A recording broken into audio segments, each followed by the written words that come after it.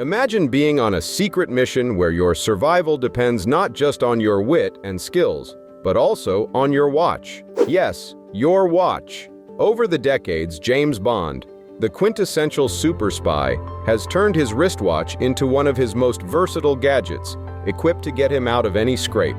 Today, we'll delve into the fascinating world of James Bond's watches, tracing their evolution across decades of espionage and intrigue. Sean Connery's Dr. No Rolex Submariner.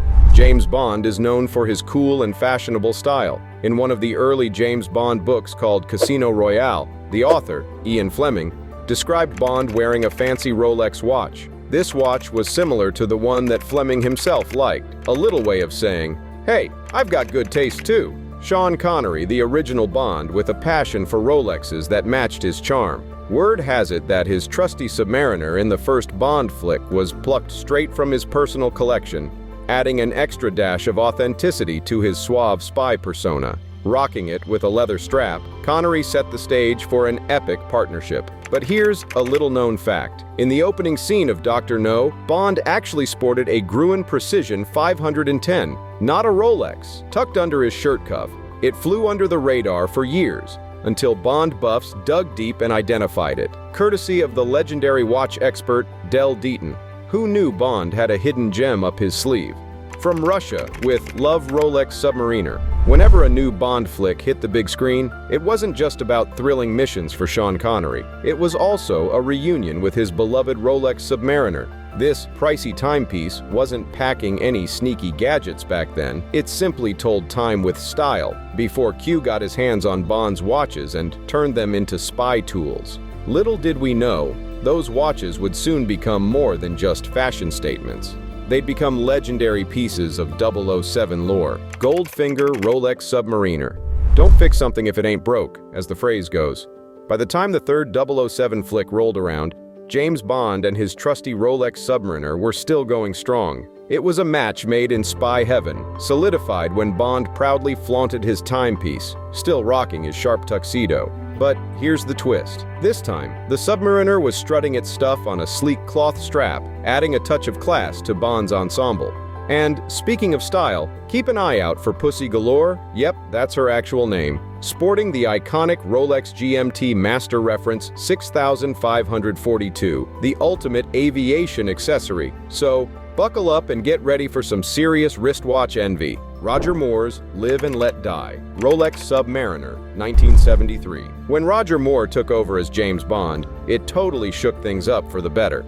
And guess what? The famous Rolex watch was back in action too, but this time, it had some cool new tricks up its sleeve. It wasn't just for checking the time anymore. It could cut through stuff like a buzzsaw and do some awesome magnetic stunts, all thanks to Q's clever tweaks. It's like those nifty tools you see in movies that always come through when you need them. Bond also sported a Hamilton Watch Company Pulsar LED digital watch in the movie's opening scene. It wasn't just a stylish accessory, it was a savvy PR move for the rising quartz watch industry.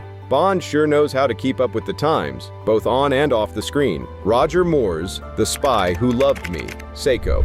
As the 1970s rolled on, digital watches were all the rage, and guess who was right on trend? None other than our favorite secret agent, James Bond. In one iconic movie, 007 ditches the traditional analog look for a sleek Seiko 0674 LC, a rectangular wonder that not only tells time, but also spits out secret notes like a true super spy gadget. But don't worry, Bond hasn't forgotten his roots. He's still keeping time with his trusty Rolex GMT Master, holding on to that classic analog charm amidst the digital revolution. Who says you can't have the best of both worlds, right? Bond sure knows how to stay stylish, no matter the era. Hold on a second. Before we continue, if you're enjoying this walkthrough of James Bond's incredible timepieces, hit that like button and subscribe for more fascinating content like this. Timothy Dalton's The Living Daylights Tag Heuer Professional Night Dive. In 1987, when Timothy Dalton snagged the role of James Bond from Pierce Brosnan, the franchise took on a whole new vibe. More serious, more unflappable. And with this fresh era came a stylish switch-up in Bond's wristwear. The Tag Heuer Professional Night Dive Reference 980.031 Quartz Dive Watch. Picture it. Bond bidding farewell to Seiko as he straps on this sleek timepiece, its glowing dial popping against the black strap and case. Now that's what I call diving into a new chapter in style. Timothy Dalton's License to Kill, Rolex Submariner, 1989. For his grand finale as 007, Timothy Dalton brought back the Swiss maestro Rolex for one last hurrah.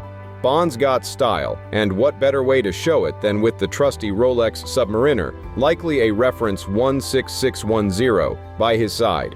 It's a nod to tradition and a statement of reliability as Bond bids adieu in his signature suave style. And just like that, both Dalton and Rolex bow out gracefully, leaving us with memories of timeless elegance. Pierce Brosnan's GoldenEye Omega Seamaster Professional 300-meter.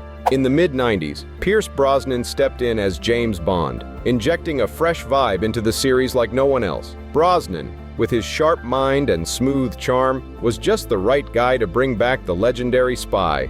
The hit movie GoldenEye in 1995 was a big deal for the Bond films, marking a bunch of firsts. It was in this movie that Omega stepped up as the official watch of choice for Bond. The Omega Seamaster Professional 300-meter quartz dive watch, also known as the GoldenEye, became the new, cool gadget. With Q Branch adding a secret detonator and a laser in the bezel, Bond's gear got a seriously cool upgrade. Daniel Craig's Casino Royale Omega Seamaster Professional. Fast forward to 2006, and there's a new Bond in town, none other than the ultra-serious Daniel Craig. With his steely gaze and intense demeanor, Craig kicked off his Bond journey by taking us back to where it all began in Casino Royale. And what better way to mark the occasion than with not one, but two iconic timepieces. In the opening scene, Bond rocks a Seamaster Planet Ocean, setting the tone for the action-packed adventure ahead. But that's just the beginning. Throughout the movie, he's keeping time with an automatic Seamaster, complete with a slick coaxial escapement. Talk about making a statement with style. With Craig at the helm, Bond's back to basics, and better than ever. Daniel Craig's Skyfall Omega Seamaster Planet Ocean. Now, let's talk about one of the franchise's crown jewels, Skyfall. This blockbuster hit not only wowed audiences, but also showcased not one, but two stunning Omega Seamasters. Picture Bond in the opening scenes, rocking a sleek titanium-clad Planet Ocean 600-meter, its distinctive casing catching every eye. And get this, at Christie's 50 Years of Bond sale, that exact watch fetched a cool nearly 200,000 euros. Talk about a timepiece with a story. But that's not all. Bond's got another ace up his sleeve with the Aquaterra, boasting a mesmerizing blue dial and a bracelet crafted from stainless steel. Its elegance meets durability, a perfect match for 007 style and swagger. Daniel Craig's No Time to Die. Omega Seamaster 300 Series 007 Edition, 2022.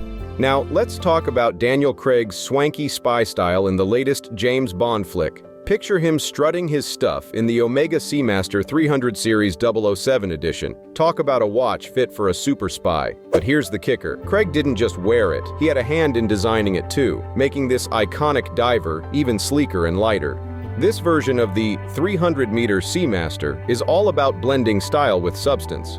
With an internal caliber 8,806 automatic movement and a titanium casing, it's as tough as it is stylish. And check out that striking faux patina lume against the minimalist black dial.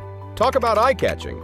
A practical mesh bracelet, a helium release valve, and 300-meter of water resistance make this watch the ultimate companion for Bond's high-stakes adventures. Whether he's diving into danger or saving the day, Bond's Seamaster is always up for the challenge. We've just taken a whirlwind tour of James Bond's watches through the years. From Rolex to Omega, from simple time tellers to high-tech mission tools, each watch tells a story of cinema and spycraft evolution.